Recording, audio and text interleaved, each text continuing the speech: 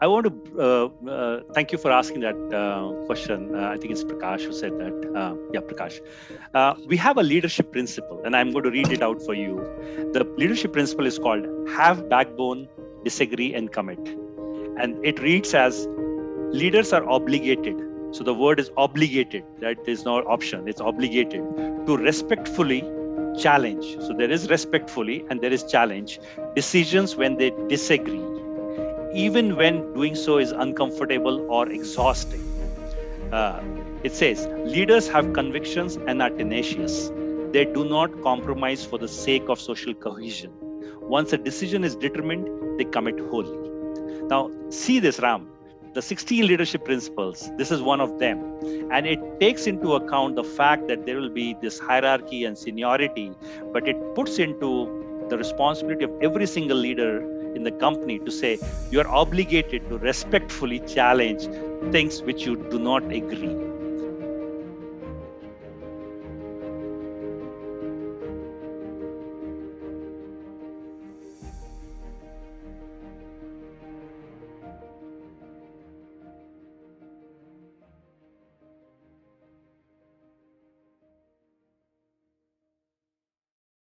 Happy New Year! If this is your first webinar of the year, it's very exciting. For those of you who are here or listening later, this webinar gives you one CC, so core competency unit for your ICF renewals. So if you need that, please make sure to look out for the email afterwards from us to claim your certificate.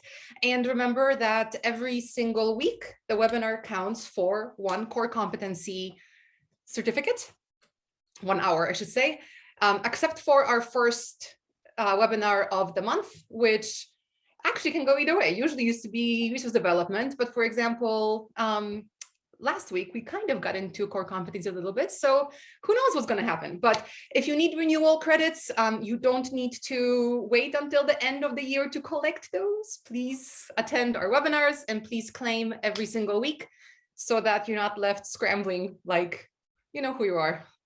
But a lot of you were emailing me December 20th with things like, what do I do?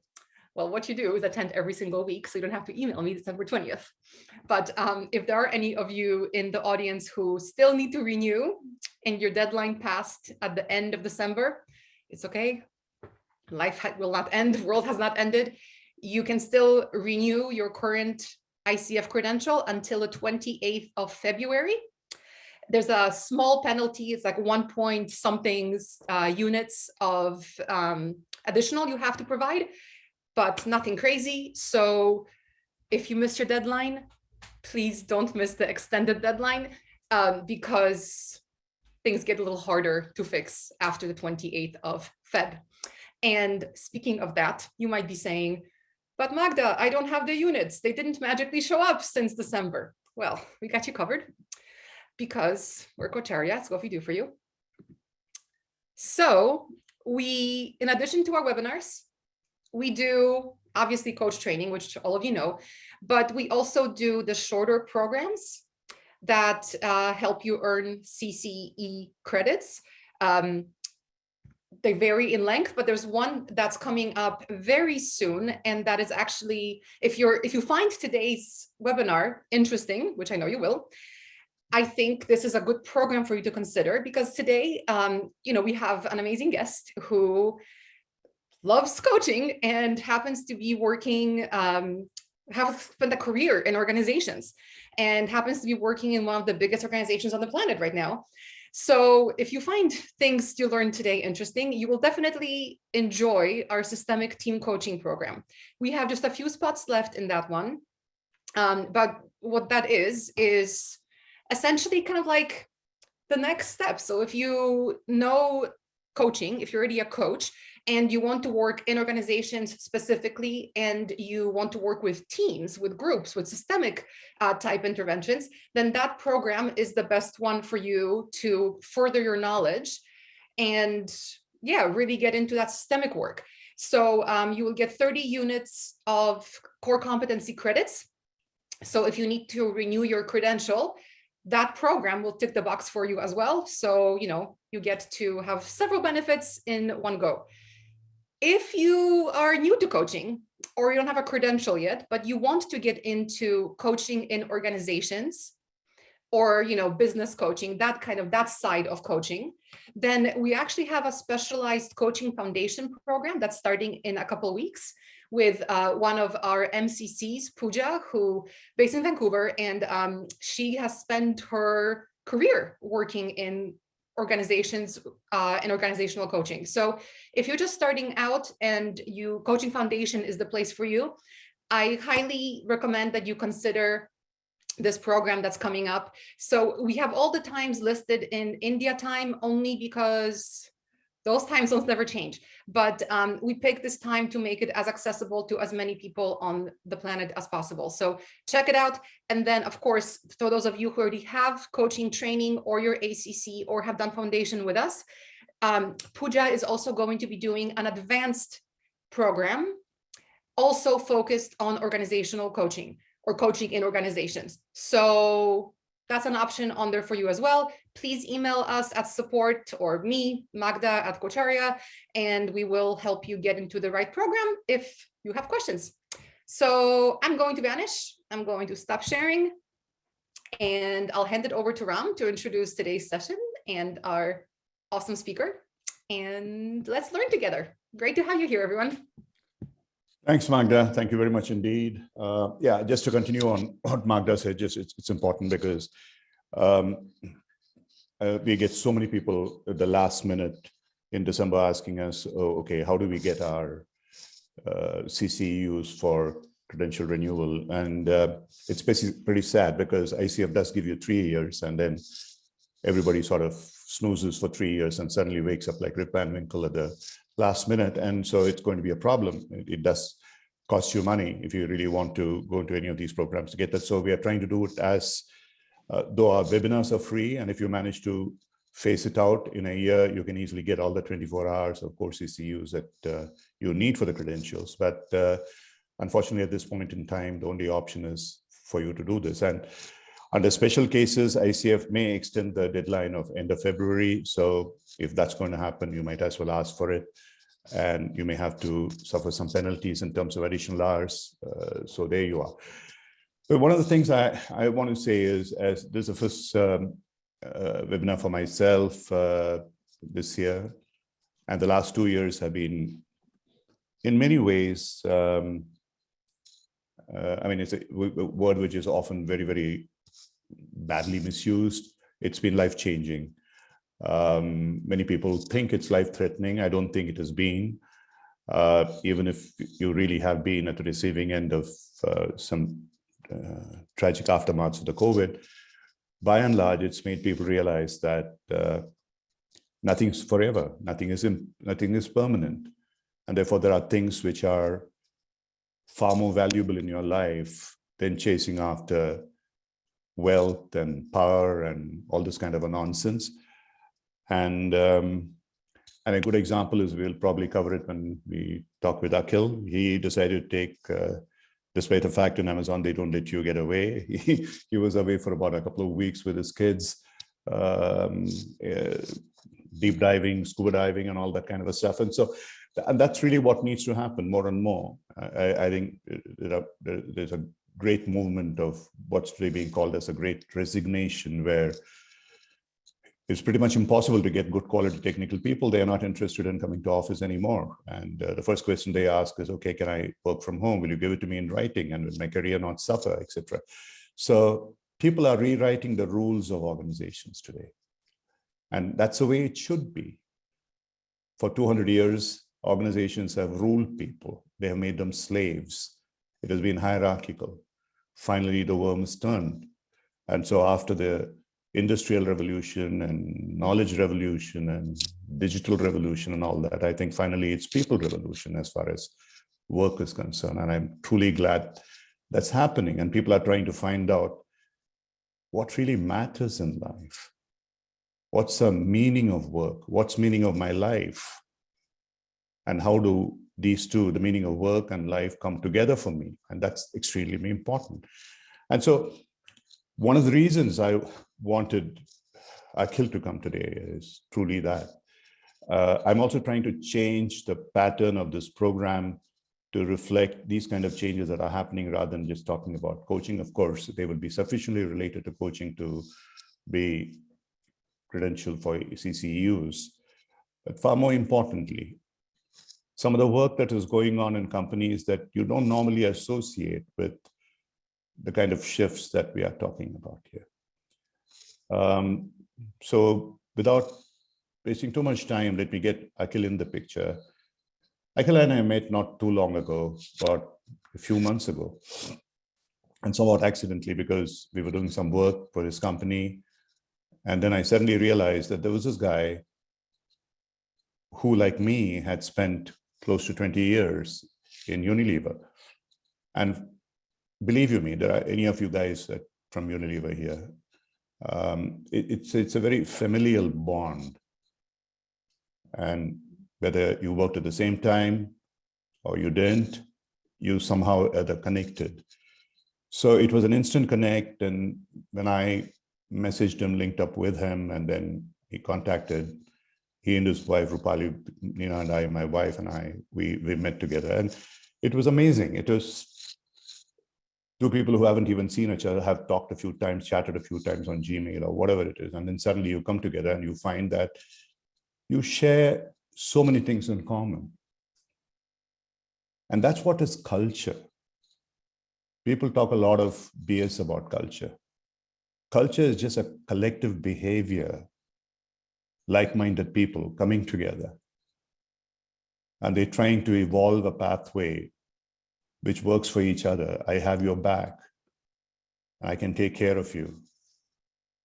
And it wasn't that a company like Levers wasn't competitive. It was extremely competitive. But it wasn't a rat race. It wasn't some place where one rat ate another. And I recently saw somewhere only 2 rats are left in a James Bond movie in Skyfall or someplace. So it's not like that. It's very, very different. And there was another company whose people I interviewed, the two companies I totally respect. Tata's, where I never worked, but I have had lots of friends, and some of those people came together, I think in November or December when we had a session. And later I would get Magda to post that video for you. And I sent it to Akhil. I said, please do listen to it. It was about this Harvard professor, Rohit Deshpande, who talks about that terrorist attack in Mumbai and how the entire staff, about maybe 500 people, every one of them, and despite the fact that Rohit did not really say that, but I know it to be true, the management asked them to get out. They said, please go away. Don't stay here. Your life is at risk. They refused to go. Not one person left. And there were others within the city, not very far, 5-star hotels or whatever it is, everybody ran away. And out of them, about 30 odd people died trying to save the guests. And one of the reasons why I think both Akhil and I connect with that is also on that particular day, I was no longer in Levers, Akhil perhaps was, that the Unilever chairman was here and there was a banquet at the Taj. And Leena Nair speaks in that program about how she experienced the culture of Taj, the culture of the Tata Group. So that is what defines the behavior of people. And it's got nothing to do with how brilliant you are. In fact, at the end, Rohit says in that TED talk, Tatas do not recruit MBAs, Taj Hotel at least. They go to the second-tier cities, and they pick up people not because of their grades or anything from high school and colleges, only because of their attitude and behavior. Do they respect their parents? Do they respect their elders? Do they have compassion for other people? Are they client-centric? Following the principle of what in India we call Atiti Devo Bhava, which is the guest is God. And in a slightly different note, perhaps, Amazon is not in the hospitality industry, but they have this word as part one of their directive principles. Akhil can talk about it later. Customer obsession. at the end of the day, whatever you do for, and Akhil was telling me a few stories, which I would like him to recall today. It truly brought tears to my eyes, because these are the kind of things which truly make you believe in humanity. And you don't have to be a coach to be able to say, hey, this is what I do, I'm being spiritual. No. You can be an employee of any company, like, for example, Amazon, and at the same time be able to do what you do so well, so compassionately, so other person centrically, that the whole company's culture is defined on that basis. So today, I don't want to talk too much. After this, I'll just ask a few questions. And if you have anything on the chat, you please put it in. If you want to ask Akhil directly, I'll convey that to him. But Akhil, I know that we had talked about a few things, and we had a few little points about exactly how the culture evolves in Amazon, etc. But before that, you were in Levers and you were in another family managed company in between, and then we both know them, and you then moved to Amazon. So in what way has whatever you have experienced before, probably from even your family upbringing to the school, college, etc., has made what you are today to be able to drive the culture of this company? By the way, I didn't introduce Akhil properly. He's a vice president of operations of what is called the rest of the world, the whole Amazon world, other than Europe and North America. So pretty much all of Asia, Australasia, South America, Africa, all that, Middle East and everything comes under him. So he controls 1/3, and it's one of the probably the highest growth areas for Amazon in the world. So he is sufficiently senior and sufficiently knowledgeable about what's happening in Amazon to talk us about it. So yeah, I leave it to you. If you, wherever you want to start, if you could just trace your career a bit before we go into specifically what you're doing and why you are doing and why Amazon is doing what it is doing. Thank you. Sure. Over to you. Thank you, Ram. First of all, let me thank you, Magda and Kocharya, for giving me this opportunity to be here with this august audience. And it's an international audience. I was just looking at the attendee list. So thank you for the opportunity. It's an absolute honor and a privilege. And I'll really look forward to this session where I can learn a lot more than what I speak here. So thank you so much for that. I come from a military background family. My father was in the armed forces, and therefore, as I grew up, I moved around the country, especially in the north and the northeast part of the country. So Rajasthan, and then there was Sikkim, Mizoram, Nagaland, and then Kashmir. And that's where I grew up. I spent about 10, 12 years in Kashmir doing my high school and engineering. So by education, I'm a mechanical engineer. And then after engineering straight out of college, I joined Unilever. And I spent about 19 years in Unilever in manufacturing operations across South Asia. It was an exciting stint, and I think every single day I learned something very, very unique, and there was an opportunity for me to grow myself. And I spent about 19 years in supply chain, doing make, non-make, including running factories, building factories, and running operations, and central functions like engineering, quality, and new product deployment innovation. After that, I spent 3.5 years with RPG Enterprises. I was a supply chain leader for KEC, which is a company, which is a flagship company in the EPC space. It's a global company. And at any point of time, it has projects running in more than 40, 50 countries in EPC, especially around power transmission and distribution. A very different kind of a role, very different kind of a supply chain. In Unilever, it was about ice creams and color cosmetics and tea and soap and detergents and shampoos. And RPG was more about transmission line towers, steel, and so on. So I think I learned a lot there. And then in 2013, Amazon happened to me. And it was a time when I moved out of my previous job to a company which had not even launched in India.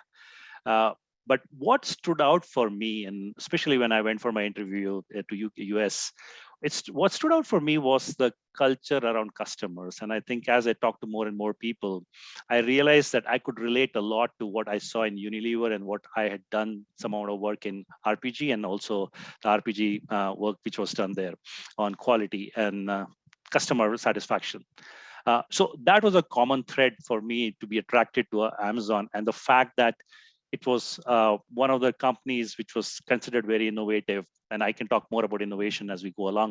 But it was an innovative company. I liked the culture. It was absolutely cool and unique. It was an eye opener for me. I was sitting there for my interview in my jacket and suit, and there is this person with his headphone and shorts in January walking in with a dog. And I thought like I was in the wrong building. And then went to the reception and told them like, I'm here for an Amazon interview. And they said, this whole building is for Amazon. So I said, this person who just walked in, is he an Amazonian? And they said, yes. And I thought, wow, this is a culture which is very cool. And it's a culture which is open, transparent, and something which doesn't really worry about who dresses how or and so on. It was really, really cool. And I think it blew me away. And when I spent 2 days with people there trying to understand more about the company and the role, I was convinced that it was a leap of faith that I would be willing to take, even though it had not launched in India at that point of time. So that was a brief background for me. And then over the last 8.5 years that I've been at Amazon, I've basically built operations from scratch in India. And then over a period of time, I started managing other countries, including India. So I now manage APAC. We have Japan, Australia, and Singapore in APAC, including India. And then in the Middle East, we have Saudi, UAE, and Egypt. And then Latin America, we have Mexico and Brazil. So I thought, these are the regions where there is absolutely really large amount of growth year on year. This is also a region which has very different cultures, very different dynamics, very different business environment.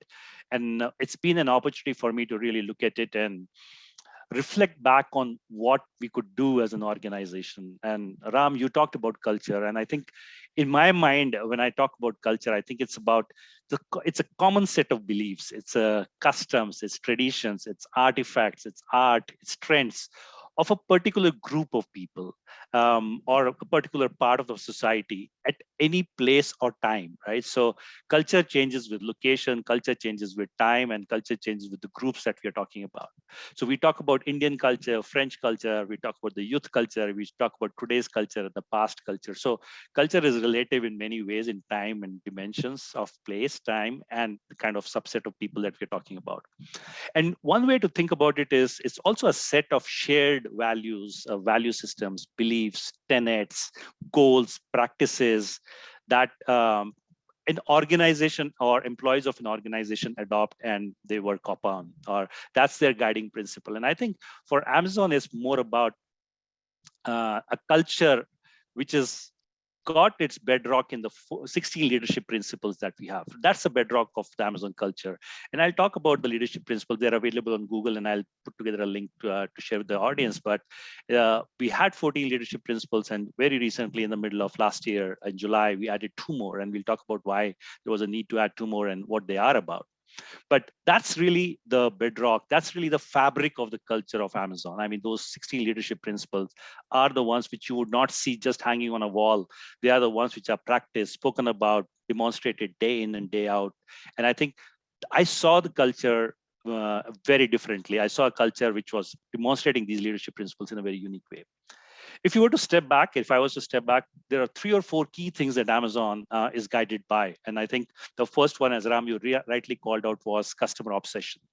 The company obsesses about customers, obsesses, and obsess can be seen as a derogatory word in some ways in dimensions, but it's about very close to literally that passion bordering on the edge of madness, right? You're obsessed about something. And it's not that we don't look at competition, but we never focus on our work on competition. It's always about the customers. So working backwards from our customers, putting ourselves in the shoes of the customers, being the advocate of our customers, and identifying what do we need to solve for them and inventing on their behalf, I think is one of the value systems, which is really, really important at Amazon. The other piece that I would call out is the culture for innovation. Amazon is seen as a very innovative company, a very innovative, very collaborative company where you have lots of things which have been built over a period of time. And what fuels that innovation is, I think, one of the dimensions of culture to say, how does this company build devices and Kindles and at the same time runs a website and at the same time runs AWS and now is into different technologies and so on. So I think the second piece is about inventing and innovating.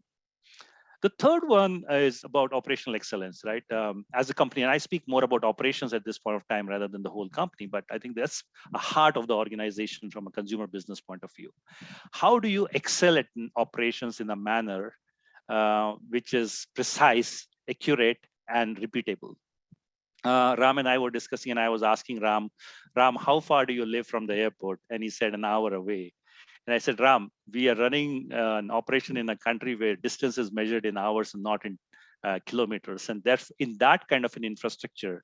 When we come, if you go to the website and say, you will see in the next order in the next 2 hours and 17 minutes, and we deliver it to you next day. And I think that's where we start drawing the line between on the edge, where we go and promise to our customers an output of operational excellence. And the fourth thing that I would call out is long-term thinking. We are not here for the short term. Amazon has never done anything which is optics or just for the short term. There are many initiatives. The climate pledge is a great example. The new leadership principles are a great example of how we think long term.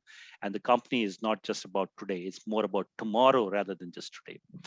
So that then leads to the mission to say, how do we continue to be Earth's most customer-centric organization and also strive to be Earth's best employer? And the Earth's best employer is a new leadership principle that was coined in 2021, July. So as employees, I think one of the things that we take a lot of pride in is what we call as day one mentality, Ram. Day one mentality. What does day one mean? And I think it's a very cliched term in the organization, and it's found its way outside the organization as well. But day one, the mentality is about the approach of doing everything with the energy, with the passion, with the entrepreneurship spirit of what a new organization would do on its first day. Day one mentality, right? So you are excited, you're focused on your customer, you're moving fast, you are walking through two-way doors very quickly. And therefore, this approach about keeping and doing everything to keep customer trust, I think is a big driver for our day one approach, day one culture. I think it was 2016 when Jeff Bezos, in his shareholder letter, it's a 2016 shareholder letter, if I remember correctly, where he said what day one culture means for him. He said the culture where you're obsessed for your customers, you're obsessed with your customers, you're inventing on their behalf. And our customers can be very different kinds. So people like you and me who buy on Amazon, our seller partners who sell on Amazon, people who consume Amazon services, whether it's publishing, whether it's Amazon Studios, Amazon Music, people who use Amazon devices, and so on. So our customer base is very, very different and broad-based. The other thing he talked about was speed of decision making. And I think that's another piece that I would like to talk about, to say how in Amazon we make high quality decisions quickly. There is this whole concept of one-way door and two-way door. A one-way door is one where you would pause, it's an irreversible decision and it has significant impact if it has to be reversed. And that's where there's a lot of debate. But once the debate is made, you move. There might be people who might not be aligned to the debate. There might be people who might disagree. But then once we have debated and there is disagree and commit done, you move forward, move fast. At the same time, two-way doors are ones where you can move forward, and even if there's an error, you want to go back, you can do it. And that allows speed. It allows empowering people down the line to move faster without waiting for people higher up to make decisions. And then I think in one of the all ends at Amazon, somebody asked Jeff Bezos, and I think it was a question which was in some ways very unique, to say, Jeff, you always talk about day one. What does day two look like for you? And Jeff answered, and I'm going to repeat what he said. He said, day two is stasis, followed by irrelevance, followed by excruciating, painful decline, followed by death. And that's why it's always day one. Now you see how he put together what day two could look like for a very large, rapidly growing organization. To say, if we don't focus on our customers, if we don't focus on the spirit, the culture, it's going to be a painful decline followed by death. And I think that's what day two means for a lot of us, to say that's the culture that we never want to have. And I'm saying this because many people have heard day one and some people have asked what day two means. Therefore, it's important to understand that part. And these leadership principles are what we practice, do day in, day out. I talked about customers. I talked about working backwards. So in many ways, Amazon culture is also very unique and it's peculiar. You might say, what's peculiar about Amazon culture? I'll give you just two snippets of that, right? So one of them is about when you are launching a new product, you write what is called as a press release. So let's say I'm building a product and I'm building a product for which might launch 2 years down the line. before I even get started on the project, I'm actually writing a press release to say, on the day of the launch, what will the press release look like? What will we be saying in the press release? What are we going to be announcing? And along with the press release, there's what we call as the FAQ, which is the frequently asked questions, to say what are the FAQs for our customers who are external and what are the FAQs for our customers who are internal, right? Of our the internal stakeholders. Now, that writing of the PR, the press release, can have many, many, many iterations. And I've seen some of them when we were launching new products and new programs in India and other parts of the world. It is a long process, but it's a process which helps us to really identify what are we solving for? What are we inventing for? And that allows, thinking on behalf of the customer, it allows us to have what we call as an insurgent approach. Bain talked about insurgent approach in founder mentality. They talked about founders mentality, and they talked about what does an insurgent mean. Very simply put, an insurgent is somebody who's within the organization who's challenging on behalf of the customers, either the organization or the industry, right? So they are advocates, but they are the insurgents who are challenging or fighting a war on behalf of the customer with the organization or with the industry. And I think that culture is the one which keeps challenging us, raising status quo, upending what we have today to build for tomorrow. So I think that's a piece that we relate to. That's the culture. And you talk to Amazonians and they would talk about what it means for them. Peculiarity many, but if you were to look at it in Amazon, we don't have PowerPoint presentation, which is one of the reasons why I don't have any slides. It's more of a conversation today. We don't have any PowerPoint presentation. We write a lot in Amazon. We write long documents, 6-pagers. We sit down in a meeting, take the 6-pager, all of the people in the meeting, read it for 15, 20 minutes, whatever time is required, and then discuss and debate there. It allows us undivided attention, but more importantly, writing a 6-pager allows the author to focus on what's the most critical thing. And as you write, you clarify your thinking. Now, I came in from a very different organization. Everything was PowerPoint. And we would make presentations to clients in KC or work with Unilever. Everything was PPTs, right? In Amazon, it was just completely different. Similarly, if you look at how we hire people in Amazon, the interviewing process itself is very unique. As part of the interviewing process, there's a person who's a bar raiser. And a bar raiser is like, you have to be certified. It's not like anybody can become a bar raiser. The bar raiser's role is to ensure that any talent which is coming into the organization is at least 50% better than the existing population of the organization, right? So it is raising the bar, and that's what their role is of being a bar raiser. Now, one could say, hey, what's this bar raiser and why does a candidate have to talk to 5 different people individually? So there are no real panels. You won't find 5 people talking to the candidate one shot. No. It's a one-on-one. Every interview is an hour conversation, and everybody is evaluated. The same kind of questions are not going to be asked from the candidate, but we look at the candidate in a very different holistic dimensions across leadership principles after evaluating the technical and the skills that are required for the job. It's very peculiar because you don't see this kind of an analysis. You don't see this kind of a recruitment process in other organizations. So I'm going to pause to see if you have questions for me, Ram, but I could keep going on and on. I can tell you what's the benefit of this, but I'll see if you had questions for me. Yeah, sure. It's more than a question. The first comment, of course, is I think you are pretty much a manifestation of the day one approach of Amazon, the way that you speak.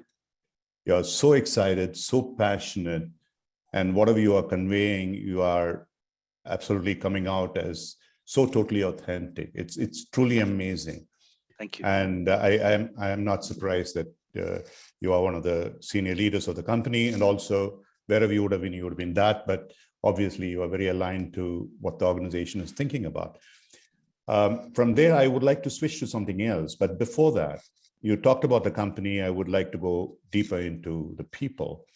One of the things that I think I briefly talked about that with you, and just like you did, moving to the Goenkas after Levers, I moved into family managed companies, Deep Anand and Anand Group. And like you, I learned a tremendous lot from the founder of this family-owned company. Amazing man, totally amazing man. Even today, I truly think back of him with tremendous respect and gratitude. One of the things he taught me was, he said, soon after I joined, Ram, I was brought in to turn around the company, which I did, and so on and so forth. But anyway, he said, I would like to specify a few things as a culture of this company. I said, yeah, I've heard a lot about it, vision, mission, people have them there and publish them, and nothing happens, a lot of BS. He says, no, I don't want it to be that. But the way I would like it to be is, if I wake you up or anybody else in the organization at any level in the middle of the night and ask you, what does this company stand for? You should be able to repeat that to me. I would like it to be between 3 and 5, not more points. Right. And we eventually created, I think, a 4 or 5 point culture, which was amazing. They were not something tremendously special, but in terms of respect for people, in terms of openness, in terms of being true to what you believe in and stuff like that, it was all somewhat philosophical. Now, my question really is, what one level is to Amazon has 16. And so if I really were to put Mr. Anand's measurement metric on this, it would fail that, because it's far too many for anyone to remember the 16 directive principles. So one is that, okay, what does it then really boil down to? Into, like, the day one stands out for you in terms of how Jeff Bezos described it, and maybe other things.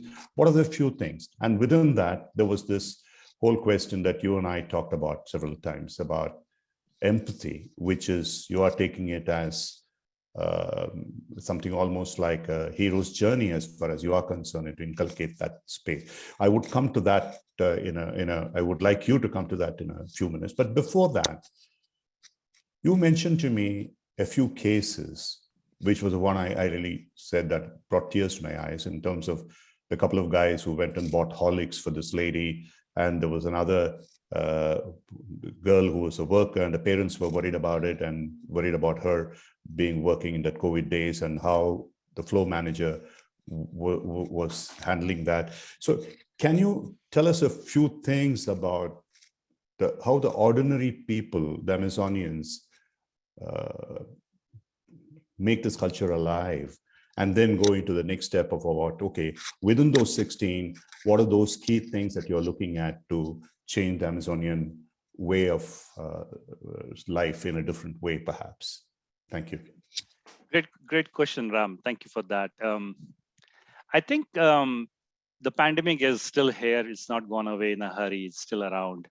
And I think my examples are, and I use the pandemic situation where all of us can relate to this. At this point of time in 2020, early 2020, when the pandemic was just beginning off, one of the things that we realized was our customers needed us the most at that point of time. The country was shutting down in March in India and many other parts. I'm just not using India as an example, but we saw similar shutdowns in Europe. We saw similar shutdowns in America. We saw similar shutdowns in Australia and so on. So that was a time when our customers needed us the most. They wanted essential supplies, they wanted staples, they wanted medical supplies, critical products, devices, oximeters, and so on and so forth. That was the time when demand was surging. And that was also the time when the country went into a lockdown. India went into a lockdown at that point of time, right? So the government basically said, if you are at home, you'll get paid. Now, imagine this situation where the demand is going up. We need to serve more and more customers. It's our moral right to help the country by ensuring that people don't need to step out of their homes in this situation and keep themselves safe. And at the same time, you have a requirement for people to come in and help out. And I think one of the things that we basically focused on was ensuring that our people are safe. That was the first priority for us. And the mental model, Ram, is take care of your people. If you take care of your people, they will take care of your customers. It's a very simple model, but it's hard to implement often. So taking care of people means a lot of things. I mean, we provided them with facilities, we've provided transportation, passes, and it was actually very inspiring to see how people stood up. I gave you that example of the woman, Nasira Bano is her name. So she's from Bombay. She was in the delivery stations. By the way, she's a person who's an individual who with speech and hearing impairment. And she supports her brother and a mother. And when we had the COVID, because of the lockdown, she was not able to step out of her home. And then we engaged with her, and we were able to help her to come to work. And her parents were very concerned because she was speech and hearing impaired, number one, and she was also had to travel to come to our operations in the delivery stations. That was the time when people on the floor helped her. The managers, the area managers walked around, showed her. She took videos. She explained to her families why this was safer than most places. She did the safety training on videos and then continued to work. Now, it's an amazing story in light of the fact that the country is shut down, the cities are shut down, you can't travel, there is no public transportation. And here is this one person who wants to serve customers because she has seen enough levels of hardship and she knows how that can be solved for. The other example that I had was the Horlicks example that you talked about, right? So this was Bombay, COVID, city under lockdown, two delivery associates going together, and their name was Shoaib and Jaswant. They were on a bike. They were delivering a shipment to a lady, 93-year-old lady. They gave the shipment to the lady and she said, "Beta or son, can you help me get Horlicks? Because that's what my doctor has prescribed and I don't have any stock." So it was not an order that she had placed. It was not an order on Amazon for Horlicks. It was a request to two people who had come in to deliver an order to her. The markets were closed. These two boys, they traveled 22 kilometers on the bike away from the service area. No one has asked them to do this. No one has asked them to go and help this lady. 22 kilometers they traveled to find a shop which was open so that they could buy Horlicks for this lady. And then they traveled back another 25 kilometers to go to the lady's house, give her the Horlicks, told her, "If you need anything else, here is a number," and went back. There was no Akhil telling them to do this. There was no question that they asked to the station saying, "Can we help this lady?" No. And I think that's the culture that I feel super proud of. I feel excited about. And your question about how do we build the culture is, again, I will tie it back to what we see around us, artifacts. When I joined the company, I heard examples of managers in North America and Europe. Akhil, I want to stop you here for a minute. Sure. Because I want to say something about it which you are not going to say yourself. How does this culture happen? And you told me this story, and your wife was laughing as you told us this story. And the story was this, that in Rajasthan, in the height of summer, and at that time, Amazon had a rule that everybody had to wear a jacket on top of whatever they were wearing. And then he went with a guy who took him on a bike. He was riding pillion and he was wearing this, and he found there was no way that he could wear it. It was sweltering. And so he told him to take it off. He took it off. And so there was something that on a personal experience. And then with him, he went to a place where, whether they were related or separate, I don't remember now. So they had a regulation that a delivery van should be either loaded or unloaded within a certain period of time. And so Akhil wanted to test it out by saying whether he could do it. And he found that it was extraordinarily hard for him to do that. And so they revised it. If people who are so senior are willing to go down to the foot soldier level and to be able to do that, and in fact, to that extent, I would certainly say whether it's the Levers or Tata culture, that is where we both were trained. And I remember when I trained as a management trainee, or I joined the company as a manager, whatever senior level, if there was a need, we would go down to the shop floor and work with the operators or work with the fitters or whoever, the salesmen, if you were in the marketing team. And that was a training that we were imbibed in. And that culture is what it then really creates. It's of course a bottoms-up culture in the sense that everybody believes in it, but it's also a top-down culture because bunch of you. So the question that I asked Akhil was, how unusual are you an animal in this space? Because one hears so many other things about Amazon, that it's an extremely difficult culture to work with. He said, no. And yes, of course, people are always stressed because the customer obsession drives them, but it's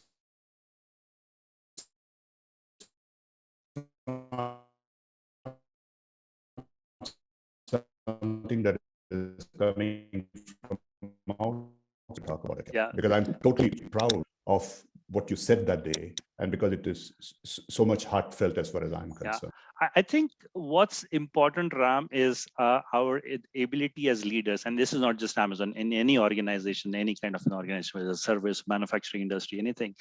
If we put ourselves in the shoes of people and ask ourselves, can I do this job the way I expect them to do it?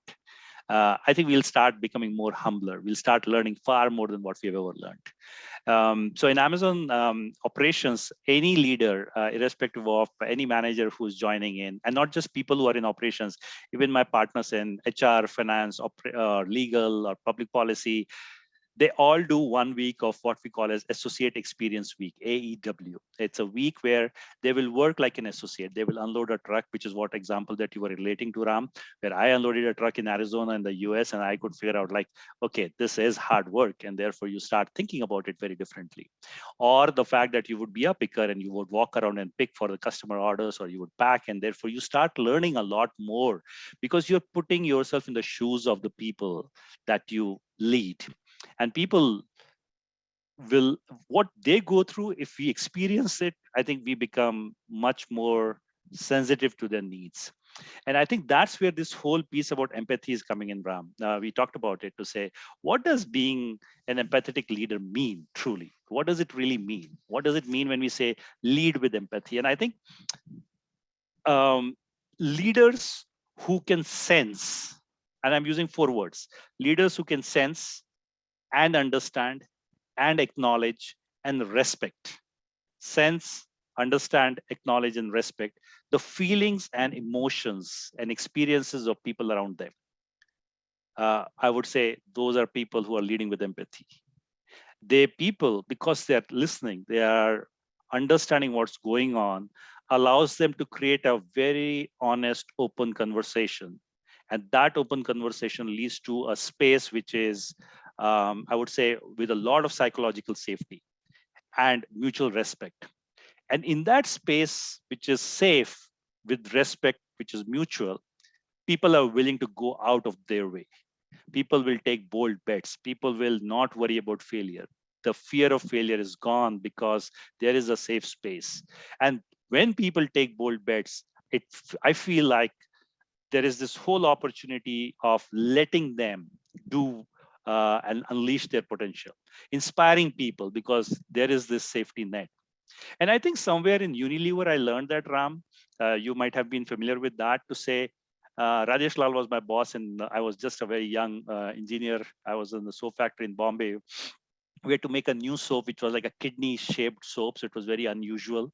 And when we looked at the machine which made it, the manual said, you can't make this soap because the dimensions were beyond the machine.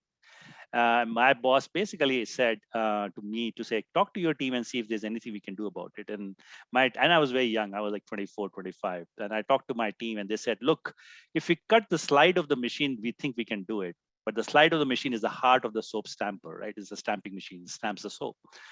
And I went to Mr. Lal and I told him, like, boss, this is an idea that the team has, but it's a bit of a risk to take because if we cut the slide and if it doesn't work, then we are without a slide and this machine goes out of operation for 3 months. And he said, do you think the team can do it? And I said, the team feels they can do it. And he said, then go ahead and do it. That night, we worked since morning till night. And I think at around 1 o'clock, we stamped the first tablet. I called him up at his home in the middle of the night to say we were able to stamp the soap. And next morning, first thing in the morning, he comes in, talks to the team and thanks them for the effort. A very important lesson that I learned at that point of time was what he did not say, but I felt later on is success is your, failure is mine. And for me, that was a kind of a safety net to say, if it goes south, if it goes bad, I'm here. You don't worry about that. I will take care of it. I figured out that it was a space that he created for me to take a bold risk with my team. And I think when we are empathetic leaders, and by the way, most of us have to do a lot more in terms of empathy. I might be saying this, but I think we have enough and more to do. We are just scratching the surface of being an empathetic leader. Creating that psychological space allows people to open up, innovate, invent, do more, go beyond, And that becomes a flywheel of inspiring others. So if I do this with my team and my team does it with somebody else and they do it with the last operator on the field, it's a circle, which is a positive circle of influence. And I think that is one thing that I would like to talk about when we talk about empathy. In empathy, I would also ask this question: what matters, you or your work? If your work matters, then there's a challenge. But if you matter, if you feel cared for, if there is interest in you, your needs, your challenges, your dreams, your ideas, your aspirations, your barriers, the person feels that this is why we are talking. This is why this is an empathetic leader. So I think one of the things that I have taken away, and I think I have a lot of work to do on this, is when we engage with people, one of the questions in the back of my mind is, what is mattering to me at this point of time? Is it the person or the person's work? As long as we think about the person, the work will get done. People are smart and intelligent, and we have hired them with a lot of bar there. So that's the other aspect of empathy that I wanted to bring in since you asked about empathy. Akhil, yeah, the question that comes up for me as we lead from to that is, there are a few other examples that you talked about, of course, in levers. You like me was a bit of a maverick, and you said you used to leave irrespective of what happened. And you talked about your experience with Rajesh, a dear friend of mine, and how he handled it. And that, of course, was levers. I mean, that's the way the senior leaders and levers behave. So now, in terms of empathy, now you are planning to be a coach. So soon, in a year's time or so, you would be credentialed as a coach and a systemic coach as well. So what we are essentially talking about really is about this culture, about, like, for example, in your organization, if you feel empathy has to be in the driving seat to bring those principles of customer obsession, innovation, world's best place, and responsibility, and all that together. And so you beautifully put it together as the person. Empathy is about sensing, understanding, acknowledging, and whatever that last thing that you said, whatever you said, those four things, respecting the people. And I totally agree with you, the emotions and feelings and the thoughts and the behaviors of people. So in what way do you think, maybe perhaps the conversation that we both had probably had a little to do with in terms of inspiring you, hopefully, maybe I'm being arrogant, but if that was what happened, so in what way do you think that coaching is going to achieve in the future the kind of dreams that you have? Yeah, and again, I'm starting off with myself. That's the reason why I put up my hand to say I want to put myself out there, be a coach myself in a structured manner. I think we all are coaches in different ways, but I think I wanted to be structured in a learn it the right way and then have my own style. But I think I talked about sensing, understanding, acknowledging, respecting. And I think a large part of that is about listening, Ram. When we listen to people, we acknowledge, when we are sensing them. And to do that, you have to be self-aware. And I think our conversation was a large part of when we spoke. I think I figured out that being self-aware is not as easy as we think it is. It needs a lot of own discipline. It needs a lot of focus.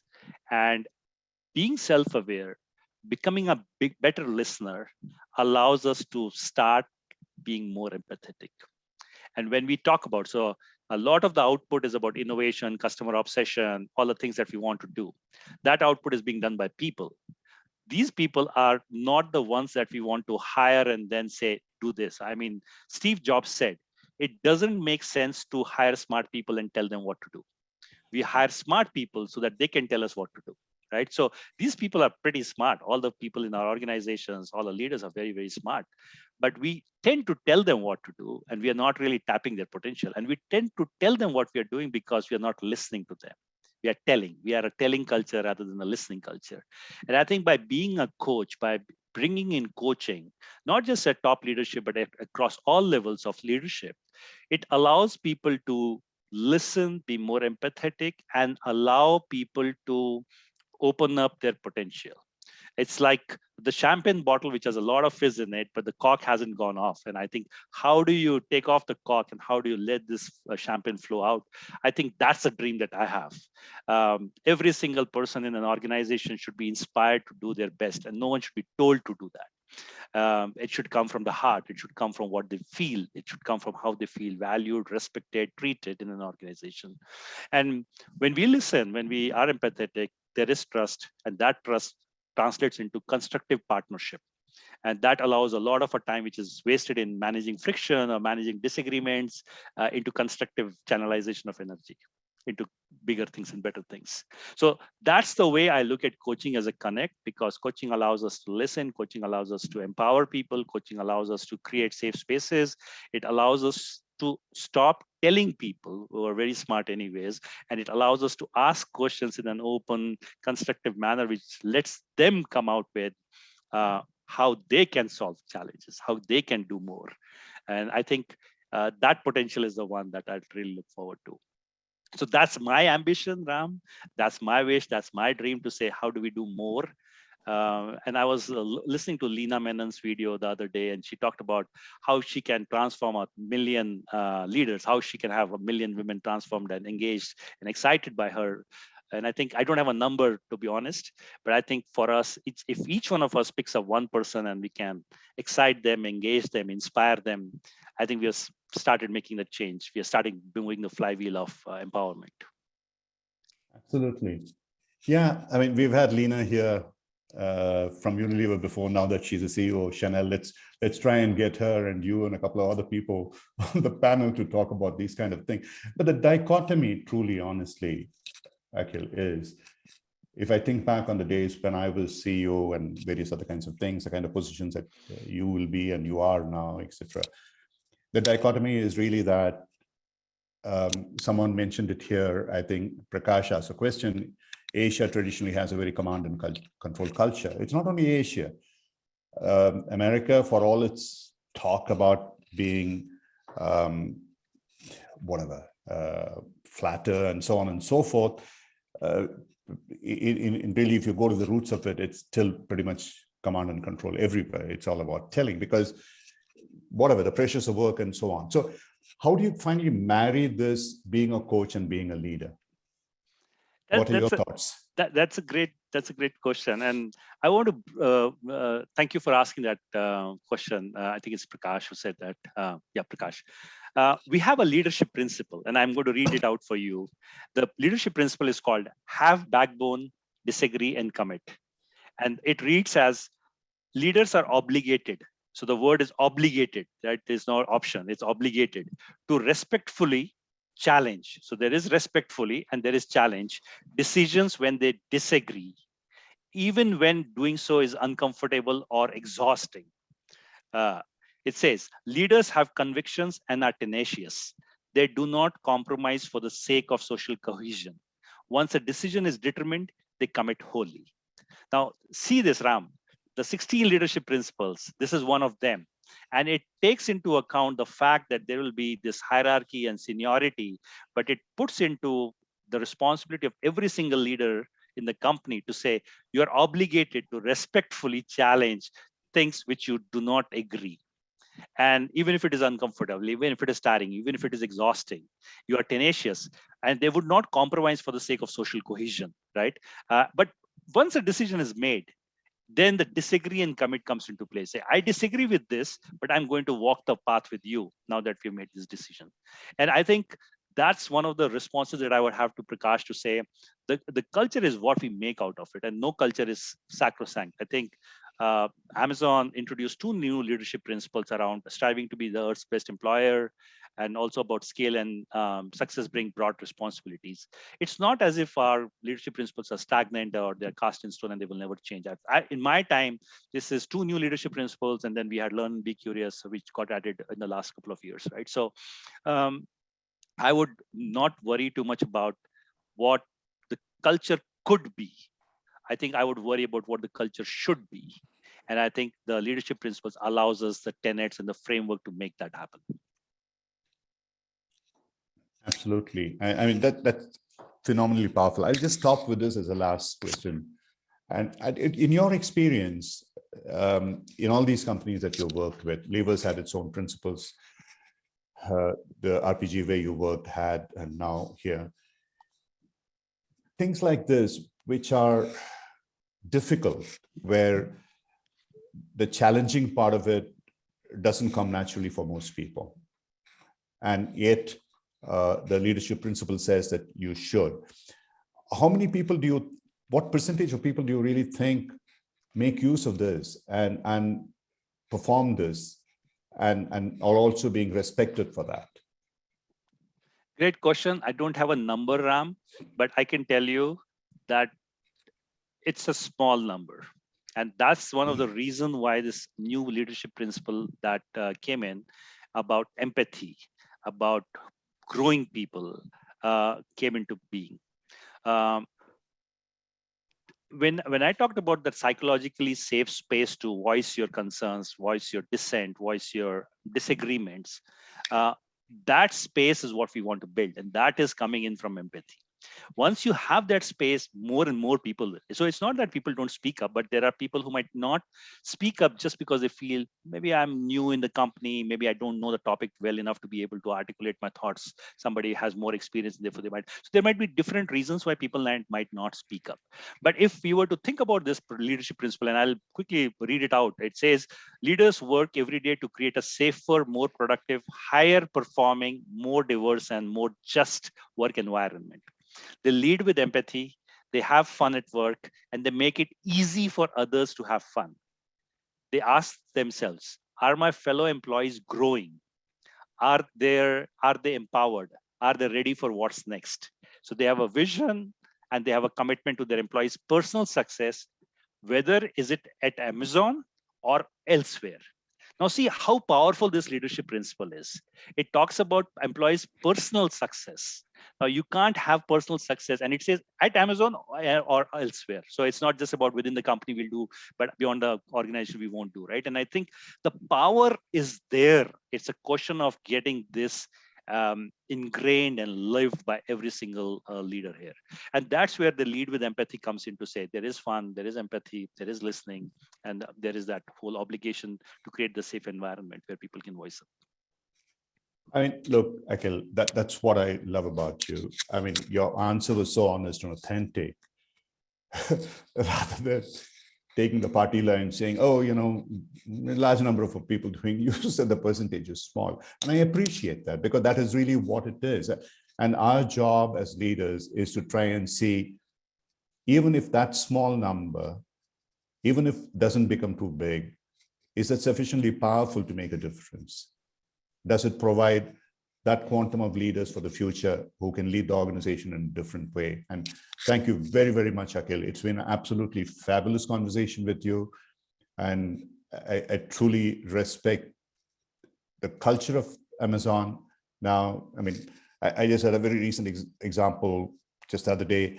For the first time, I ordered something which needed to be installed, not just bought and used. So I was a bit wary about it. Normally, you would have some installation guy coming in, putting in the warranty and this, that, whatever it is.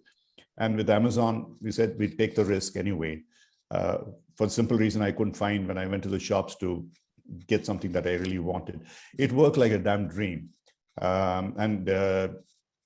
Totally amazing in terms of the way the people followed up, in terms of what they needed to do, and the customer obsession was very, very, very much was an evidence. So it's happening out there. You are proud of this organization for the good reasons, and your organization is proud of you. We are proud of you. Thank you very much indeed. Take care. All the best. Thank you so much, Ram. It's been a great pleasure. Thank you so much. I appreciate this. Thank you.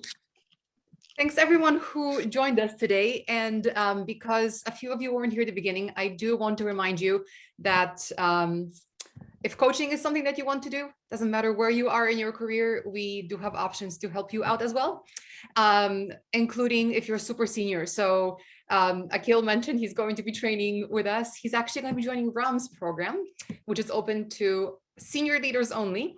And you can then together geek out on how you're changing cultures in your own companies using coaching. So if that's something that sounds like what you want to do, please reach out to us. You know how to reach us. I'm Magda at Coacharia, support at Coacharia, whoever at Coacharia, we're here to help. And we appreciate you being here as always. So I will see you most likely on LinkedIn tomorrow. I don't know what I'm doing, but I'm doing a LinkedIn Live, Neha, I think so. And I'll also see you here next week for another webinar. So thanks for being here, everyone. And until next time. That is thanks, the Akhil. Magda, the Magda of Coacharia. There's only one, guys. thank God. Can you imagine if there was more than one? I dread that. But anyway, but it's having one is I do, fantastic. and I'm the Magda. Having one is fantastic. Okay, great, Magda. What with your blue hair and everything? Okay, goes well with my totally white hair and Akhil's graying hair. Great, thank you very much. Someone's got to be silly around here. Okay, bye-bye, take care. Thank you so much for the opportunity, and hope it was a session which was useful for everyone. Thank you. Wonderful, Akhil. Thank you. Thank you very much. Thank you. Thanks, Akhil. Bye, everyone. Bye. Bye.